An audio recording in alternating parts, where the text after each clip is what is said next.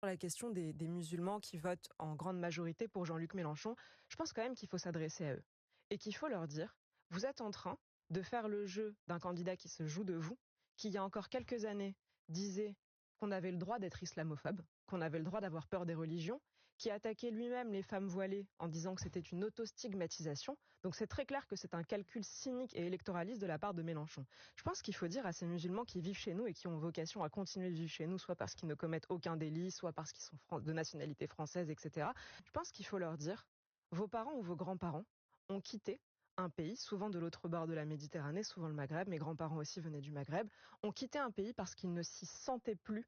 heureux. Ils y vivaient mal parce que cette société-là, sclérosée, parfois corrompue, dans laquelle ils n'avaient pas l'impression qu'ils pouvaient évoluer ou que leurs enfants pouvaient évoluer, ils ont décidé de la fuir. Et ce qu'il faut leur dire, à mon avis, et c'est ce que je leur dis, et parfois il y a une grande écoute, vous avez raison Pascal de le dire, il faut leur dire: ne recréez pas ici les conditions que vos grands-parents ont fui. Ne refaites pas de la France ce que vous-même vous avez voulu, ce à quoi vous avez vous-même voulu échapper. Et je pense que beaucoup le comprennent, et notamment chez les femmes, beaucoup sont à même de le comprendre. Et en votant pour Jean-Luc Mélenchon, en réalité, c'est cette nouvelle France-là qu'ils préparent.